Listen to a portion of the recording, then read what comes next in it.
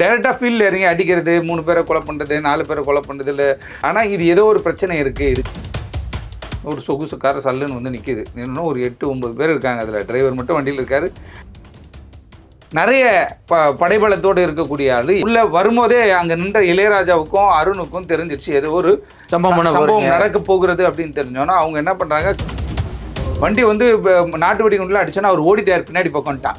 அவன் எவ்வளோ ஸ்பான்டேனியஸாக யோசிச்சிருக்கான் பாருங்க. தாக்க வர்ற டீம் வந்து விதின் ஒரு 5, 7, 8 நிமிஷத்துக்குள்ளே அங்கேருந்து ஆயிரும் அப்படின்னு தான் யோசிப்பாங்க. ம.க. ஸ்டாலின் அவர்களுக்கு எத்தனை வகையான எதிர்ப்புகள் கிளம்பிருச்சு அப்படின்றது தான் இப்போ வந்து பேசும் பொருளாகவே இருக்கு. இல்லை இவரை கேட்டிருக்கா சார், துப்பாக்கி ஏந்திய போலீஸ் பாதுகாப்பு வேணும்னு கேட்டிருக்கேன். பாருங்க, அவரை காப்பாற்றுவதற்காக நான் வெட்டு வாங்குறது கூட தயாரான ஒருத்தன் நின்ட்டான். அதாவது சிந்தாமணி புதூர் சிக்னல் கிட்ட நடந்த அந்த ட்ரிபிள் மர்டருக்காக ரிவெஞ்ச் எடுக்கிறாங்களா, ஹாபிச்சுவல் அஃபெண்டர்ஸ் தான் இது மாதிரியான களத்தில் இறங்க முடியும். ஃப்ரெஷர்ஸ் எல்லாம் போய் உள்ளே இறங்க மாட்டாங்க. அப்போ இது ஏதாவது ஒரு டீம் செஞ்சுருக்கா கூட்டி கழிச்சு பார்த்தா இது அங்கேயே தான் சுற்றி வரக்கூடிய ஒரு பிரச்சனையாக தெரிகிறது. அரசு பேரூராட்சி அலுவலகத்துக்குள்ளே இப்படி ஒரு சம்பவம் நடந்தது பெரும் அதிர்ச்சியை ஏற்படுத்தியிருக்கிறது. புதிய சிந்தனை நேயர்களுக்கு வணக்கம். இன்றைய சிறப்பு நேர்காணலில் நம்முடைய இருந்திருக்கும் சிறப்பு விருந்தினர் சென்னை உயர்நீதிமன்ற வழக்கறிஞர் திரு சார்லஸ் வெற்றிவேந்தன் அவர்கள். சார் வணக்கம். வணக்கம். ஆடுதுறை சேர்மன் அவர்களுக்கு நேற்று கொலை மிரட்டல் விடுக்கப்பட்டிருக்கு. சணல் குண்டு வீசி இன்னைக்கு கொல்ல பார்த்துருக்காங்க. எப்படி சார் இந்த வழக்கை பார்க்குறீங்க? அதாவது கும்பகோணத்துலேருந்து ஒரு 11 கிலோமீட்டர் 12 கிலோமீட்டர் டிஸ்டன்ஸ் இருக்கக்கூட தான் ஆடுதுறை. ஆடுதுறையினுடைய பேரூராட்சி தலைவராக ஒரு மனதாக, அதாவது கேட்டிங்கன்னா எந்த எதிர்ப்பும் இல்லை, ஆப்போசிஷனே இல்லாத அளவுக்கு வந்து அவருடைய தேர்தல் வந்து மிகப்பெரிய ஒரு சட்ட போராட்டம் இதெல்லாம் நடந்து தான் வந்துட்டு ம.க. ஸ்டாலின் அவர்கள் வந்து வெற்றி பெற்றார்ன்றதை லேட் நைட்டில் சொன்னாங்க. அந்த தேர்தலை இப்போ அந்த டைமில் என்ன ஆச்சுன்னு கேட்டிங்கன்னா, திமுகவை சார்ந்த வந்து 3 கவுன்சிலர்களை காணா, அவங்க எங்கேயோ போயிட்டாங்கன்னு அவங்க ஒரு பக்கம் மறியல் பண்ணிக்கிட்டு இருந்தாங்க. இது ஒரு மிகப்பெரிய ஒரு இஷ்யூ ஆச்சு அந்த டைமில். இருந்தாலும் அதற்கு முன்னதாகவே வந்து பார்த்திங்கன்னா பல ஆண்டு காலமாக பாட்டாளி மக்கள் கட்சியினுடைய மாவட்ட செயலாளராக இருக்கார். அதே போல் வந்து வன்னியர் சங்கத்தினுடைய மாநில துணை செயலாளராக பொறுப்பில் இருக்கார். பல ஆண்டு காலமாக இருக்கிறார் ம.க. ஸ்டாலின் அவர்கள். அந்த ம.க. ஸ்டாலின் வந்து அந்த பதவிக்கு வருவதற்கு முன்னதாக பார்த்தோம் அப்படின்னா ஒரு சில வழக்குகள்லாம் இருக்குது. அவருடைய 2015 வந்து அவருடைய தம்பி சென்னை உயர்நீதிமன்ற வழக்கறிஞராக பணியாற்றும் போது அவர் வந்து கும்பகோணம் பக்கத்தில் வந்து ஒரு ஊர் கோயில் திருவிழாவப்போ வந்து போகிறாங்க. திருவிழாவுக்கு போயிருக்கும் பொழுது என்ன பண்ணாங்கன்னா ஒரு கும்பல் வந்துட்டு மிக கொடூரமான முறையில் பட்டப்பகலில் வந்துட்டு அவரை கொலை செய்து விடுகிறார். ஒரு 3-4 மணி டைம் இருக்கும்னு நினைக்கிறேன். அப்போ சென்னை உயர்நீதிமன்றத்தில் வந்துட்டு செவர்லெல்லாம் வந்துட்டு அவருடைய ஃபோட்டோ போட்டு வந்து இப்போ இறந்து விட்டார் அப்படின்ற ஒரு செய்தி வந்து அங்கே பதிவு செஞ்சுருந்தாங்க. ஒரு மிகப்பெரிய ஒரு ரேலி மாதிரி உயர்நீதிமன்றத்துக்குள்ளே வந்து வழக்கறிஞர் அதில் நான்லாம் கூட கலந்துக்கிட்டேன். அது எனக்கு நல்ல ஞாபகம் இருக்குது. ம.க. ராஜா ஆமாம் 2015 வந்து ஆரம்பத்தில். அப்போ அவருடைய படுகொலை வந்து மிகப்பெரிய ஒரு அதிர்ச்சியை வந்து அந்த டெல்டா மாவட்டங்களில் ஏற்படுத்திச்சு. ஏன்னா ஒரு வழக்கறிஞராக இருந்திருக்கார், திடீரென இவர் எப்படி எதுக்கு படுகொலை செய்யப்பட்டார் அப்படின்னு ஆராய்ச்சி பண்ணுகின்ற பொழுது ஏற்கனவே வந்து பார்த்திங்கன்னா அந்த பகுதியில் செல்லகுமார் அப்படின்றவர் வந்து ஒருத்தர் படுகொலை செய்யப்பட்டிருக்கிறார். அந்த வழக்கில் வந்து முன்னாடி ப்ரீவியஸாக நடந்திருக்கு. அந்த வழக்கில் வந்து பார்த்திங்கன்னா ம.க. ஸ்டாலின் அவர்களுடைய ஆதரவாளர்கள் ஒரு சிலர் வந்து அந்த வழக்கில் சரண்டர் ஆகிறாங்க, உள்ள போறாங்க. அப்படிலாம் இருந்து பண்ணியிருப்பாரு. அதனால என்ன கேட்டா இது வந்து ஏதோ ஒரு உள்ள ஏதோ ஒரு பிரச்சனை ஏற்பட்டிருக்கு உங்களுக்குள்ள, ஆனால் இவர் இதற்கு பின்னாடி இருந்திருப்பாரோ அப்படின்னு சொல்லிட்டு இவருக்கு எதிரான ஒரு டீம் வந்து அங்கே செயல்படுறாங்க. அவங்களும் அங்கே இருக்கக்கூடிய வந்து ஒரு பெரிய ஒரு கேங்காக சுற்றிட்டு இருக்க டீம். அப்போ வந்து ஒரு டீம் என்ன பண்ணுறாங்க அப்படின்னு கேட்டால் லாலி மணிகண்டன் அப்படின்னு சொல்லிட்டு அவர் இன்றைக்கும் சிறையில் இருக்கக்கூடிய ஒரு நபர். அவருடைய டீம் தான் வந்துட்டு என்ன பண்ணுறாங்கன்னு கேட்டால் இந்த வழக்கறிஞர் ராஜா அவர்கள் வந்துட்டு கும்பகோணம் பக்கத்தில் ஒரு கோயில் திருவிழாவுக்கு போயிருக்கும்போது அவர் படுகொலை செய்தாங்க அப்படின்னு தகவல் தெரிஞ்சு அந்த டீம் கைது செய்யப்படுறாங்க. லாலி மணிகண்டன் என்பவரும் கைது செய்யப்பட்டு அவரும் சிறைக்கு போயிடுறார். சிறைக்கு போய் ஒரு 4-5 மாதத்தில் அவர் என்ன பண்ணுறாரு கேட்டிங்கன்னா அவர் வந்து பெயில் வாங்கிட்டு வெளில வர்றாரு. வெளியில் வரும்போது சிந்தாமணி புதூர்னு நினைக்கிறேன், கோயம்புத்தூர் பக்கத்தில் ஒரு சிந்தாமணி புதூர்ன்ற ஒரு சிக்னல் பகுதியில் வந்து பார்த்திங்கன்னா இந்த லாலி மணிகண்டன் மற்றும் அவருடைய ஆதரவாளர் அவர் தம்பி அருண் தியாகு அப்புறம் வந்து டிரைவரு இவங்களாம் என்ன பண்ணுறாங்க வண்டியில் காரில் வரும்போது ஒரு அந்த பாயிண்ட் கூட எனக்கு தெரியும். அந்த லொக்கேஷன் ஒரு முறை வரும்போது ஒரு நண்பர் ஒருத்தர் சொன்னார், இந்த இடத்துல தான் அந்த ட்ரிபிள் மர்டர் நடந்துச்சு அப்படின்னு. சார் ஆமாம், அப்படி வரும்போது அந்த சிக்னலில் வந்துட்டு இப்போ என்ன பண்ணுறாங்கன்னு கேட்டிங்கன்னா திடீரென இவர் ராஜா வழக்கறிஞர் ராஜா அவர்களுக்கு நண்பர்களாக இருந்தவர்கள், அதுவும் இல்லாமல் ம.க. ஸ்டாலின் அவர்களுக்கு நண்பர்களாக இருந்த ஒரு தென் மாவட்டத்தை சார்ந்த மிகப்பெரிய ஒரு டீம் என்ன பண்ணுறாங்கன்னா உள்ளே இறங்கி மிகப்பெரிய ஒரு அட்டாக் ஒன்று பண்ணுறாங்க. அட்டாக் பண்ணோன்னே லாலி மணிகண்டன் வந்து தப்பிச்சிடுறாரு. மற்ற 3 பேர் வந்து அந்த இடத்துல இறந்து போயிடுறாங்க. மிக கொடூரமான முறையில் படுகொலை செய்யப்பட்டு தலையெல்லாம் ஃபுட்பால் விளையாண்டாங்க. அப்படி ஒரு பதிவுகள் இருக்கு. அது மாதிரி கொடூரமான முறையில் ஒரு 3 பேர் வந்து இறந்து போகிறாங்க. டிரைவரை துப்பாக்கியால் சுட்டுறாங்க. மற்ற பேரையும் ஷூட் பண்ணியும் சாகுறாங்க, வெட்டியும் அடிச்சு கொண்டுறாங்க. கொண்டுட்ட பிறகு இந்த ஏன்னா அவங்களுக்கு நல்லா தெரியும், கோயம்புத்தூரில் பார்த்தீங்கன்னா ஒரு மாதிரியான ஒரு பிஸ்னஸ் ஏரியா, ஒரு மாதிரியாக அங்கே வந்து ரவுடிசமோ, இவர் தான் குறிப்பிட்ட ரவுடி, இவர் தான் அங்கே தாதான்ற மாதிரி சொல்கிறதுக்கெலாம் ஆள் கிடையாது. ஆனால் திடீர்னு பார்க்கும்பொழுது ஒரு சிலர் இருக்காங்க, திரைமறைவில் இருக்கக்கூடிய ஆட்கள் இருப்பாங்க. டைரெக்டாக ஃபீல்டில் இறங்கி அடிக்கிறது, 3 பேரை கொலை பண்ணுறது, 4 பேரை கொலை பண்ணுறதுல ஒரு மாதிரி கூலிப்படி செட் பண்ணுற டீம்லாம் அங்கே கிடையாது. ஆனால் இது ஏதோ ஒரு பிரச்சனை இருக்குது, இதுக்கு பின்னாடி வந்து பின்புலமாக ஏதோ ஒரு விஷயம் இருக்குதுன்னு அப்பயே எல்லாம் எல்லாருக்குமே தெரிய வந்துச்சு. இருந்தாலும் கோவை காவல்துறையினர் என்ன பண்ணுறாங்க அப்படின்னு கேட்டிங்கன்னா, இவர் ஸ்டாலின் அவர்களையும் அந்த வழக்கில் வந்துட்டு சேர்க்குறாங்க. அந்த வழக்கில் அவரையும் சேர்க்குறாங்க, கூலிப்படை சார்ந்த ஒரு சில நண்பர்களையும் சேர்த்துறாங்க. சேர்த்து அந்த வழக்கு அப்படியே போயிட்டு இருந்துச்சா. அது நடந்தது வந்து 2015 ஆகஸ்ட் மாதத்தில் நடக்குது இந்த ட்ரிபிள் மர்டரு. அவர் வந்து ஆகஸ்ட்னா அதுக்கு முன்னாடி ஒரு 5 மாதத்துக்கு முன்னாடினா மார்ச் மாதம்னு நினைக்கிறேன். அதாவது 2015 மார்ச் மாதத்துலேயே எப்பயோ தான் வந்துட்டு ராஜா அவர்கள் வந்து படுகொலை செய்யப்பட்டுறாரு. மகாராஜா படுகொலை செய்கிறார். அதுலேருந்து ஒரு 4 மாதம்னு எடுத்துக்கோங்க. 4 மாதம்னு எடுத்துக்கிட்டிங்கன்னா வந்து ஆகஸ்ட் மந்தில் வந்து இந்த ட்ரிபிள் மர்டர் நடக்குது. ஆனால் லாலி மணிகண்டன் நபர் வந்து தப்பிச்சு போடுறார். இது நடக்குது 2015 நடந்த சம்பவம்.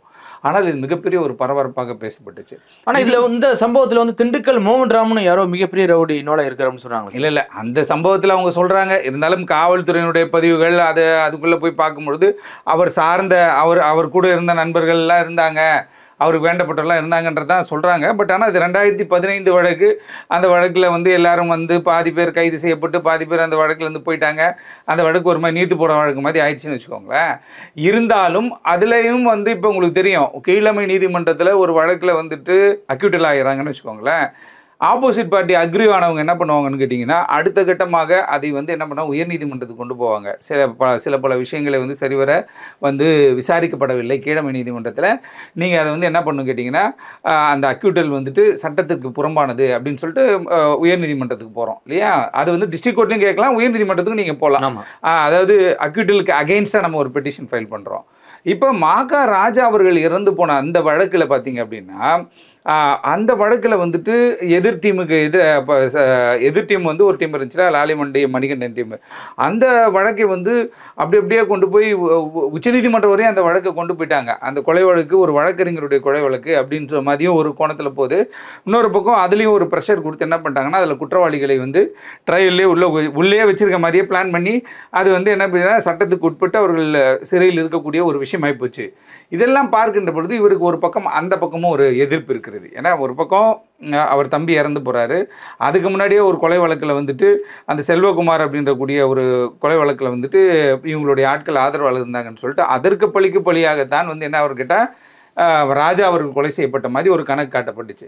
ராஜா அவர்கள் கொலை செய்யப்பட்டதற்காக என்ன பண்ணாங்கன்னா, ஒரு வழக்கறிஞர் அவர் கொலை செஞ்சுட்டாங்க அப்படின்னும் பொழுது தான் அந்த 4 மாதம் கழிச்சு வெளில வரும்பொழுது லாலி மணிகண்டன் தரப்பின் மீது ஒரு தாக்குதல் நடத்தப்பட்டு அது ட்ரிபிள் மர்டர் ஆகி போகுது. அதில் தான் நீங்கள் திண்டுக்கல்காரங்கள்லாம் சேர்த்து சொல்கிறாங்க.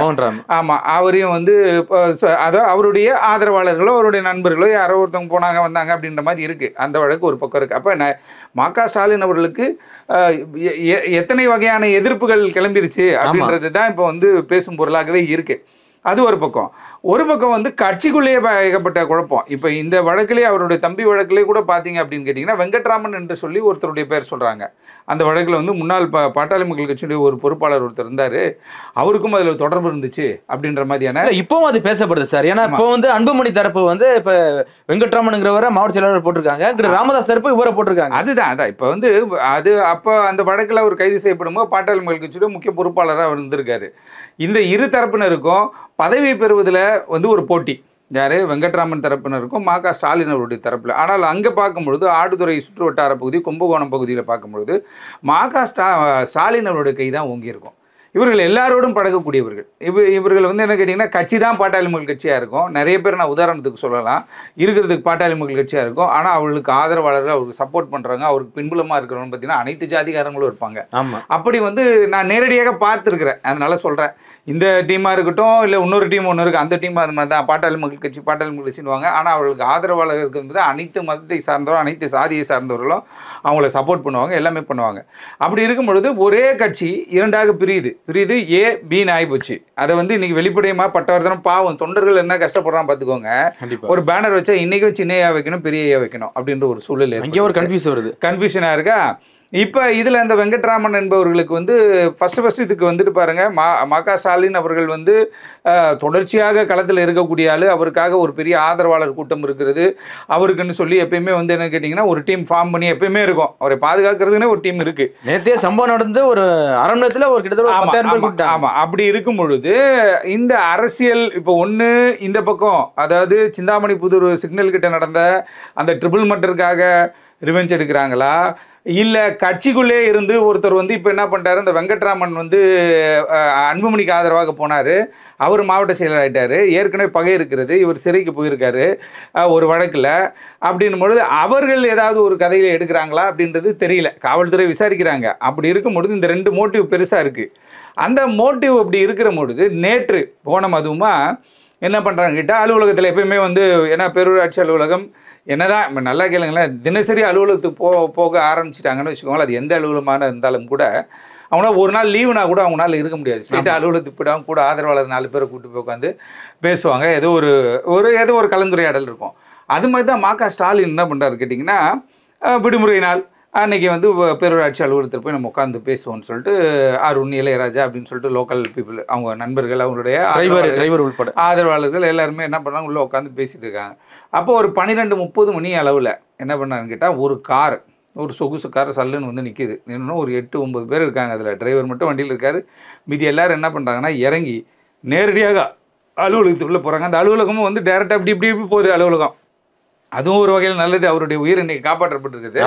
அவர் நேரடியாக உள்ளே போகிறாங்க. உள்ளே போனோடனே சுதாரிச்சுக்கிறாங்க. அதாவது நிறைய விஷயங்கள் நான் சொல்லுவேன், நிறைய இப்போ ஒரு சென்னை அருகிலே ஒரு படுகொலை ஒன்று நடந்துச்சு, ஒருத்தர் கொலை பண்ணணும் அப்படின்னு சொல்லி பிளான் பண்ணி ஒரு டீம் வரும்போது அவர் என்ன பண்ணுறாரு கேட்டிங்கன்னா, சுதாரிச்சுக்கிட்டு வந்த 3 பேர்கிட்ட சண்டை போட்டு அவர் அந்த கத்தி வாங்கி அவங்கள வெட்டுறாரு. அப்படிப்பட்ட ஆள்லாம் இருக்கான். அதே மாதிரி இன்னொரு வழக்கில் வந்து பார்த்திங்கன்னா, சென்னைக்கு மிக அருகில் உள்ள ஒரு இடத்துல அவரை கொலை செய்யணும் ஒரு டீம் வருது. அது காரில் போகும்போதே அவர் பார்த்துறாரு, ஏதோ ஒரு டீமில் எடுக்கிறானுங்கடா அப்படின்னோடனே துரத்துனோடனே காரை விட்டு இடிக்கிறாரு. இடித்து சண்டை போட்டு கீழே இறங்கி வேஷ்டி தூக்கி கட்டி இறங்கி அவனு கூட சண்டையை போட்டு இன்றைக்கி ஆள் இருக்காப்புல. அதில் 2 பேர் செத்து போகிறான். எங்கே அந்த சண்டையில் இவங்க இறங்கி அடித்ததில் 2 பேர் செத்து போகிறான். அது மாதிரி நேரடியாக களத்தில் இறங்குறவங்க இருப்பாங்க. இப்போ இந்த விஷயத்தை பொறுத்தவரையிலும் சண்டை உள்ளே வரும்போதே அங்கே நின்ற இளையராஜாவுக்கும் அருணுக்கும் தெரிஞ்சிருச்சு ஏதோ ஒரு சம்பவம் நடக்க போகிறது அப்படின்னு தெரிஞ்சோன்னா அவங்க என்ன பண்ணுறாங்க, கதவுக்கு முன்னாடி நின்று அவரை ப்ரிவெண்ட் பண்ணணும் அப்படின்ற ஒரு எண்ணத்தோடு வராங்க. ஏன்னா நிறைய விஷயங்கள் அப்படி நடக்காது, சதுரி ஓடிடுவான். நீங்கள் பார்த்துருக்கீங்களே, 10 பேர் இருப்பான், ஆனால் கரெக்டாக அந்த பாயிண்டில் யார் முக்கியமான ஆளோ அந்த அளவுக்கு கொண்டுருவாங்க. அந்த 10 பேர் ஓடிடுவான், சதுரி ஓடிடுவான். எந்த விதமான ஒரு விஷயமும் தடுப்பதற்காகவோ எந்த ஒரு விஷயம் இல்லை, தடுக்க போனவர்கள் நிறைய பேர் இறந்துருக்காங்க, வெட்டுப்பட்டு அது மாதிரிலாம் காயங்களில் பட்டு ஆஸ்பத்திரி. ஆனால் இந்த இளையராஜாவும் இவங்களும் இன்னொரு நபர் என்ன பண்ணிடுறான்னு கேட்டிங்களா, வண்டி வந்து நாட்டு வெடி குண்டில் அடிச்சோன்னா அவர் ஓடிட்டார், பின்னாடி பக்கம்ட்டான். அவன் எவ்வளோ ஸ்பான்டேனியஸாக யோசிச்சிருக்கான் பாருங்க. பின்னாடி பக்கம் தப்பிச்சு ஓட்டாருங்க. பின்னாடி போய் பார்த்துருக்காங்க. பார்த்துட்டு திருப்பி ஒரு நாட்டு வெடிகுண்டு அடிச்சுட்டு இந்த டீம் வந்து கிளம்பி போயிடுது. அவங்களே வெட்டியிருக்காங்க போல சார் இளையராஜா, அருண் ஐயா. ஆமாம், அவர்கள் மீது தாக்குதல் நடத்தப்பட்டிருக்கிறது, நடந்து போயிட்டு தான் இருக்காங்க. ஒன்றும் மிகப்பெரிய ஒரு கொடூரமான தாக்குதல்லாம் இல்லை. இறங்கி அடிச்சிருக்காங்க. இவங்க தடுக்க போனோடனே அடுத்த கட்டம், ஏன்னா மாட்டிட்டா சிக்கலாயிரும் உங்களுக்கு. இந்த தாக்குதல் இந்த மாதிரி டீமில் இருக்கல, ஒரு டீம் வந்து பண்ணுவான், ஒரு டீம் வந்து சரண்டர் ஆவான்ற கதெல்லாம் இருந்துச்சு ஒரு காலத்தில், உங்களுக்கு தெரியல. இறங்கி அடிக்கிறது ஒரு டீமு, அங்கே சரண்டர் ஆகுறது ஒரு டீம் இருக்கும். அப்படி வந்து அந்த இடத்துல மாட்டிக்கிட்டாலும் மிகப்பெரிய ஒரு இது இருக்குன்னு சொல்லிட்டு இந்த தாக்க வர்ற டீம் வந்து விதின் ஒரு 5, 7, 8 நிமிஷத்துக்குள்ளே அங்கேருந்து ஆயிரும் அப்படின்னு தான் யோசிப்பாங்க. நிறைய வழக்குகளே நம்ம அப்படி தான் போகிறோம், டக்கு டக்குன்னு போயிடுவாங்க. அந்த மாதிரி தான் இங்கே ஒரு சீனை கிரியேட் பண்ணியிருக்காங்க. உள்ளே இறங்கி ஒரு 2 குண்டு அடிக்கிறாங்க. இது வந்து சணல் குண்டு இல்லை, இதுதான் நாட்டு வெடி குண்டு. அப்படிங்களா? ஆமாம், இதுதான் நாட்டு வெடி குண்டு. இதே நாட்டு வெடி குண்டு தூக்கி அடிக்கிறாங்க. அடித்தோன்னா அந்த இடத்துல ஒரு பூதகரமாக ஒரு புகை மூட்டமாக ஏற்படும். ஒரு குழப்ப பெற ஏற்படுற சொல்லி இறங்கி வெட்டுவாங்க.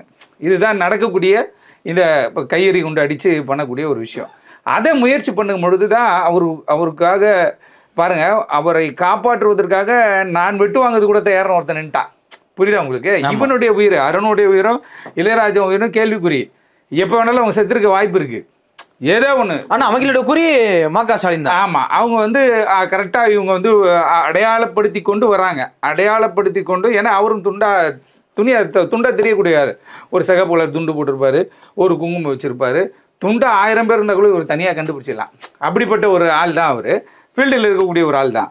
அப்படின்போது அவரும் எவ்வளோ விஷயம், எவ்வளோ வழக்குகள் பார்த்துருக்காரு, தம்பி வழக்கு பார்த்துருக்காரு, அங்கே ட்ரிபிள் மர்டர் வழக்கு பார்த்துருக்காரு. அப்போ அவருக்கு எவ்வளோ கதை தெரியும், கதை தேடப்படும் குற்றவாளி தான் சொல்றாங்க. ஆமாம், அவரே ஒரு கதை தெரிஞ்ச ஒரு ஆள் தான். அப்படி இருக்கும் பொழுது அவரை வந்து நேரடியாக வந்து தாக்குவதற்கு வந்து அந்த டீமை வந்து ஒரு டீம் டைவர்ட் பண்ணி விடுது. என்னன்ட்டு அவர் ஓட்டாருங்க, நீங்கள் வேற ஐயோ ஓட்டார் சார், பின்னாடி ஓட்டார் சார்ன்னு சொன்னோன்னே இவன் என்ன பண்ணிட்டானா, பின்னாடி ஓட்டார் போல இருக்குன்ட்டு கிளம்பி வந்துட்டாங்க. ஆனால் இவர் வந்து பாத்ரூமில் போய் பாதுகாப்பாக உள்ளே உட்காந்துட்டாரு. அப்போ பாத்ரூம் கிட்ட போயிருந்தால் மிகப்பெரிய ஒரு பிரச்சனை ஏற்பட்டிருக்கும். ஆனால் அந்த பகுதி ஏற்கனவே சென்சிட்டிவான பகுதி, உங்களுக்கு தெரியும். டெல்டா மாவட்டங்களில் குறிப்பாக கும்பகோணம், தஞ்சாவூர் இந்த பகுதியில் இருக்கக்கூடிய இடங்கள்ல பார்த்தீங்கன்னா சாதி ரீதியான ஒரு கட்டுமானம்னு ஒன்று இருக்கும். இப்போ இவர் பேரூராட்சி தலைவராக வேற இருக்காரு. ஆமாம், அப்படின்னும் பொழுது இவருக்காக ஒரு ஆதரவாளர் கூட்டம் இருக்கும். வித்தின் ஒரு 1/2 hour 20 minutesக்குள்ளே என்ன பண்ணிட்டாங்கன்னு கேட்டிங்கன்னா ஒரு 300-400 பேர்கிட்ட ஒரு ஆதரவாளர்கள் திரண்டு சாலைகளில் வந்துட்டு ஃபுல்லாக டயரெல்லாம் போட்டு கொளுத்தி ஒரே சிக்கலை உருவாக்கி பெரிய கலவரத்தை உண்டு பண்ண பெரிய ஒரு பிரச்சனை உருவாக்குனா. கடைகள் எல்லாம் அடைக்கப்பட்டுருச்சு. அந்த இடத்துல அடைக்கப்பட்ட உடனே என்ன பண்ணாங்கன்னா தகவல் வந்துட்டு எஸ்பி ராஜாராம் சார். யார் எஸ்பி ராஜாராம் சார்னு பார்த்தீங்கன்னா வருண்குமார் அவர்கள் ஐஜியாக இருக்கும் பொழுது, அவர் இப்போ சிபிசிஐடிக்கு இங்கே வந்துட்டார். இருந்தாலும் வருண்குமார் சார் ஐஜியாக இருக்கின்ற பொழுது இவர் நம்ம கே.என். நேரு அவருடைய தம்பி இருக்கார் இல்லையா, ராமஜெயம், வழக்கை விசாரிப்பதற்கு எஸ்ஐடி நியமிக்கப்பட்ட எஸ்ஐடியில் அவர் இருக்கார், ராஜாராம் ஐபிஎஸ். அவர் என்ன பண்ணுறாரு, எஸ்பி அவரும் வந்து நேரடியாக அந்த பேரூராட்சி அலுவலகத்துக்குள்ளேயே போய் அவர் பார்க்குறாரு. பார்த்துட்ட பிறகு அவர் என்ன பண்ணுறாரு கேட்டிங்கன்னா உடனே தஞ்சாவூர்லேருந்து பாம்பு ஸ்குவாட் வந்து விசாரிக்கிறாங்க. அங்கே செயலற்று கிடந்த 2 வெடிகுண்டுகளை எடுத்துகிட்டு போகிறாங்க. அது நிபுணர்கள் விசாரிக்கிறாங்க. கண்ணாடி துகள்கள், கைரேகைகள் எதோ வச்சு பேசுவாங்க. ஏன்னா ஹாபிச்சுவல் அஃபெண்டர்ஸ் தான் இது மாதிரியான களத்தில் இறங்க முடியும். ஃப்ரெஷர்ஸ் எல்லாம் போய் உள்ளே இறங்க மாட்டாங்க.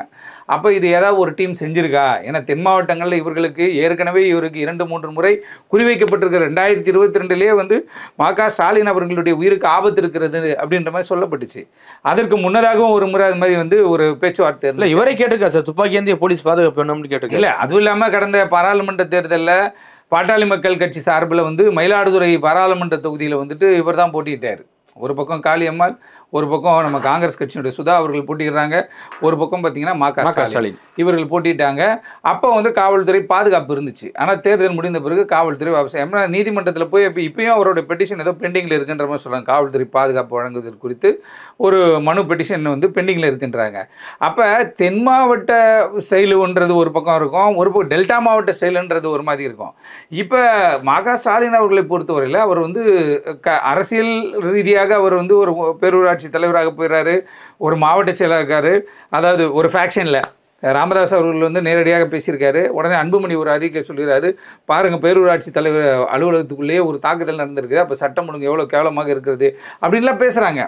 ஏன்னா எல்லாருடைய பேக்ரவுண்டையும் நம்ம பார்க்கணும் சார். இல்லை, இதில் இன்னொரு விஷயம் பார்க்கணும் சார். ஆக்சுவலி அந்த பேரூராட்சியில் ஒரு நிகழ்வுக்காக ராமதாஸோடைய மூத்த மகள் ஸ்ரீகாந்தி வந்து இன்னைக்கு வரதா இருந்ததா, அதற்கான ஏற்பாடுகள் போயிட்டு இருந்துச்சு.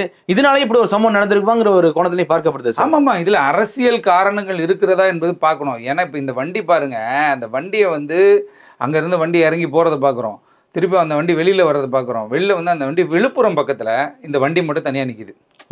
புரியுதா? ஆள் இல்லை, போயிட்டாங்க. அப்படின் போது இப்போ வண்டி ஈஸியாக கண்டுபிடிச்சிடலாம்ல. இப்போ நம்ம கார் ஒரு இடத்துல விட்டு போகிறோம், நம்ம நம்பரை பார்த்து ஃபோன் பண்ணுறான், இல்லை அட்ரஸை பார்த்து நேராக போயிடுறான். சார் என்ன சார் 2 நாளாக வண்டி ஏர்போர்ட்டில் இருக்குது, 3 நாளாக ஏர்போர்ட்டுக்கிட்டே இருக்குன்னு சொல்லி பண்ணுறான். அப்படி இருக்கும் பொழுது இந்த வண்டியோட வாகனத்தை அந்த வாகனம் என்ன வச்சு ஈஸியாக கண்டுபிடிச்சிடலாமல். இப்போ ஒரு நிகழ்ச்சி அங்கே நடக்க போகிறது. அந்த நிகழ்ச்சி வந்து ராமதாசனுடைய ஆதரவாளராக ம.க. ஸ்டாலின் நடத்துகிறார். அப்படி இருக்கும்போது எதிரணியினருக்கு, அதாவது சொந்த கட்சியிலே எதிரணியினருக்கு இது ஒரு வயிற்றெரிச்சலை ஏற்படுத்தி அதை வந்து ம.க. ஸ்டாலின் அவர்களை வந்து அட்டாக் செய்வது, ஒரு பயத்தை ஏற்படுத்தணும் அப்படின்ற மாதிரி இவர்கள் முயற்சி எடுத்திருக்கிறார்களா என்பது விசாரணை முடிவில் தான் தெரிய வரும். ஏன்னா அந்த பக்கம் எப்பயுமே நீங்கள் பார்த்தீங்கன்னா பொலிட்டிக்கலி இப்போ ஒரு 20 வருஷத்துக்கு முன்னாடி அரசியலுக்கு வந்தவர்கள், 25 வருஷத்துக்கு முன்னாடி அரசியலுக்கு வந்தவர்களுடைய பின்புலத்தெல்லாம் பார்க்கும்போது ஒவ்வொருத்தரும் ஒவ்வொரு கொலை, 2 கொலை, ஏதோ ஒரு கொலை எங்கேயோ ஒரு கொலை போட்டு பெண்டிங் இருந்த கதை தான். யாரும் வந்து பெரிய லிட்ரேட்டாவோ வந்து எம்ஏ எம்ஃபில் பிஹெச்டியோ இல்லை எம்எல் பிஹெச்டியோ முடிச்ச ஆட்கள் வந்து மிக குறைவு தான் அந்த லோக்கல் பாலிடிக்ஸை பொறுத்த வரைக்கும். லோக்கல் பாலிடிக்ஸ் பண்ணால் தாதாசம் பண்ணவன் ரவுடிசம் பண்ணவெல்லாம் அந்த காலத்தில் வந்து உள்ளே சேர்ந்துட்டான், திருப்பி அவனை அனுப்ப முடியல, அப்படியே ஒரு பதவி வாங்கி ஒரு இடத்துல வந்து உட்காந்துறான். அப்படி இருக்கும் பொழுது இது ரவுடிசத்தினால் ஏற்பட்ட அந்த சண்டைகள், ஏற்கனவே ரவுடிசம் பகை இருக்கு இல்லையா, அந்த பகையால் ஏற்பட்ட பிரச்சனையா இல்லை உட்கட்சி பூசலாக ராமதாஸ் அணியினருக்கும் பாட்டாளி மக்கள் கட்சியினுடைய இன்னொரு அங்கமாக இருக்கக்கூடிய அன்புமணி அணியினரில் இருக்கக்கூடியவர்களுக்கும் இருந்த மோட்டிவ் வந்து அடுத்த கட்டமாக வெடித்து அது வந்து இன்னைக்கு வந்து சணல் வெடி உண்டாக வெடித்திருக்கிறதா அப்படின்றத வந்துட்டு காவல்துறை ஆய்வு செய்து கொண்டிருக்காரு. இன்னும் இன்னைக்கு இல்லாட்டி நாளைக்குள்ள அதை கண்டுபிடிச்சிருவாங்க. ஏன்னா வாகனம் கண்டுபிடிக்கப்பட்டுச்சு, வாகனத்துடைய ஓனர் யாருன்னு பார்ப்பாங்க, அவரை தூக்கி உட்கார வைப்பாங்க. கூட்டி கழிச்சு பார்த்தா இது அங்கேயே தான் சுற்றி வரக்கூடிய ஒரு பிரச்சனையாக தெரிகிறது.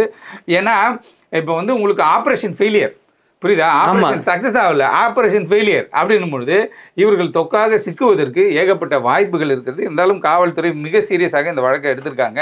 ஏன்னா அந்த பக்கம் டெல்டா மாவட்டங்களில் கொஞ்சம் ரொம்ப அடிக்கடி கொலைகள் நடக்கும், அது உங்களுக்கே தெரியும், அடிக்கடி பல கொலைகள் நடந்துகிட்ருக்கும். ஆனால் இவர் வந்து ஒரு மிக பிரபலமான ஒரு நபர், அந்த மாவட்டத்தில் மிகப்பெரிய பிரபலமான ஒரு நபர். அதே போல் 24 மணி நேரம் அரசியல் செய்யக்கூடிய ஒரு ஆள், நிறைய படைபலத்தோடு இருக்கக்கூடிய ஆள், எல்லா மனிதர்களுடையும் பழகக்கூடிய ஒரு ஆள். ஏதோ ஒரு இடத்துல ஒரு சந்தர்ப்ப சூழ்நிலை ஒரு பிரச்சனை ஆகி போய் அந்த பிரச்சனை இப்படி வந்து அடிதடி வெட்டுக்குத்து அப்படின்ற மாதிரி ஆயிடுச்சு. இருந்தாலும் அதுக்காக வந்து வெட்டுக்குத்து ஏற்பட்டதற்காக நீதிமன்றத்தில் புகார் மனு தாக்கல் செய்கிறோம், காவல்துறை வந்து வழக்கு வச்சுக்கிறாங்க, அதுக்கப்புறம் வந்து நீதிமன்றம் தண்டனை கொடுக்குறாங்க. அதுதானே போகணுமே தவிர நேரடியாக தாக்குதல் நடத்தி அவரை கொலை செய்து விட வேண்டும் அப்படின்னு நினைக்கிறது வந்து சட்டத்திற்கு விரோதமானது இல்லையா. அப்போ வந்து சட்டத்தின் ஆட்சி நடக்கக்கூடிய ஒரு இடத்துல ரூல் ஆஃப் லான்னு நம்ம சொல்லிக்கிறோம். அப்படின்போது ஒரு அரசு அலுவலகத்துக்குள்ளே, அரசு பேரூராட்சி அலுவலகத்துக்குள்ளே இப்படி ஒரு சம்பவம் நடந்திருக்கு, பெரும் அதிர்ச்சியை ஏற்படுத்தியிருக்கிறது. கட்சிகளுக்கு அப்பாற்பட்டு, சாதிகளுக்கு அப்பாற்பட்டு ஒரு சாமானியர்களாக அதை பற்றி யோசிக்கின்ற பொழுது, விவாதிக்கின்ற பொழுது நமக்கு என்னன்னு கேட்டிங்கன்னா, இப்படிப்பட்ட விஷயங்களை வந்து ஒரு சட்டத்தின் மீதான ஒரு அச்சத்தை வந்து மக்கள் மத்தியில் என்ன பண்ணுறா, ஒரு என்னடா இது அசால்ட்டாக உள்ளே வந்துட்டு போகிறாங்க அப்படின்ற ஒரு சூழல் ஏற்படுகிறது இல்லையா. அதை களைவதற்காக தான் இப்போ சட்டத்தை வந்து நிலைநாட்டப் போகிறோம், சட்டத்தின் முன் அந்த குற்றவாளிகளை நிறுத்தப் போகிறோம் அப்படின்னு சொல்லி இன்றைக்கி எஸ்பி ராஜாராம் சாரார் கூட ஒரு சிறப்பு படைகள் அமைக்கப்பட்டு அந்த குற்றவாளிகளை தேடி வருகிறார்கள். வாகனம் பிடிபட்டு இருக்கிறது. மிக விரைவில் வந்து இந்த சம்பவத்தில் ஈடுபட்டவர்களையும் காவல்துறை கைது செய்வார்கள். கண்டிப்பாக சார், பொறுத்திருந்து பாப்பா என்ன நடக்குதுன்னு. மிக்க நன்றி சார். நன்றி.